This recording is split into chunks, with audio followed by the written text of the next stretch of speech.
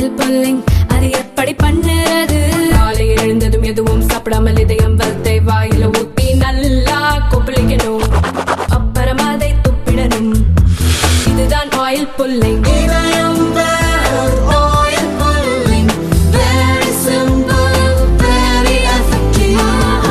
இதுக்காக இது போன்ற இந்த ஸ்டெம் ப்ரோக்ராம்காக ஒதுக்குது அப்படின்னா அது முக்கியத்துவத்தை நீங்கள் உணர வேண்டும். அதனால தான் இன்றைக்கு நம்ம எங்கே போகும்போதெல்லாம், ஏன் இப்போ நேற்று கூட வானவில் மன்றத்தின் மூலமாக இன்றைக்கு பிள்ளைகள் யூனியன் லெவலில், அந்த டிஸ்ட்ரிக்ட் லெவலில், ஸ்டேட் லெவலில் இது போன்ற அரிய கண்டுபிடிப்புகளை கண்டுபிடிக்கின்றவர்களுக்கு விருதுகள் வழங்கி சான்றிதழ் வழங்கி நேற்று நாங்கள் பாராட்டு விழா நடத்தினோம்.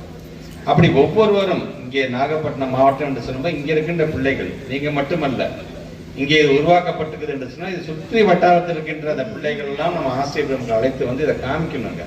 இங்கே என்ன மாதிரியாக இருக்கின்றது அப்படின்ட்டு பார்க்கணும்.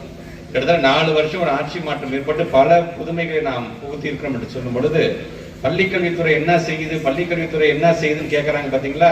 அப்படி கேட்குறவங்க எல்லாத்தையும் நாமளே பஸ் வச்சு இங்கே கூட்டிகிட்டு வந்து இங்கே 3வது வகுப்பறையில் எங்கள் பிள்ளைங்க ஒரு 10 பிள்ளைங்க உட்காந்து எங்களை எக்ஸ்பிளைன் பண்ணாங்க பார்த்தீங்களா? சிக்னலிங்னா என்ன, டிரான்ஸ்மிட்டர்னா என்ன, இது எப்படி இந்த ப்ரொப்பலரோடு இது இந்த ட்ரோன் எப்படி பறக்குது என்று ஒவ்வொன்றா அவங்க விளக்கம் பார்த்தீங்களா? அவங்கள்ட்ட உட்காந்து அவங்களே விளக்கிடுவாங்க பள்ளிக்கல்வித்துறை என்ன செய்யுது அப்படிங்கிறது.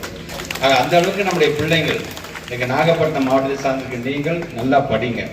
எல்லாத்துக்குமே ஒரு மனதளவில் ஒரு பயம் எதில் இருக்குன்னா அந்த கணிதம் பாடத்தில், கணிதம் என்றாலே கடினம் அப்படிம்பாங்க. அப்படிலாம் கிடையாது. கணிதம் வந்து ரொம்ப ரொம்ப ரொம்ப ஈஸி. நமக்கான சவால் என்பது அது எப்படி ஈஸியாக புரிய வைக்கிறது அப்படிங்கிறது தான் இருக்கிறது. அதனால தான் இன்றைக்கு செய்முறையின் மூலமாக எதையுமே நான் நேரடியாக நம்ம வந்து பிளாக் போர்டு முன்னாடி நின்றுக்கிட்டு அவங்க வந்து பாடம் நடத்திட்டு போனேன் அப்படிங்கும் பொழுது அந்த பாடம் நடத்ததை முழுமையாக நம்ம பிள்ளைங்க உள்வாங்கிட்டாங்களா, முழுமையாக இந்த புரிதல் வந்துருச்சா அப்படிங்கிறதுக்காக ஒரு மிகப்பெரிய ஒரு திறவுகோலாகத்தான் இந்த வானவில் மன்றம் மூலமாக இன்னைக்கு பல செய்முறை மூலமாக நம்ம விளக்கி கொண்டிருக்கின்றோம்.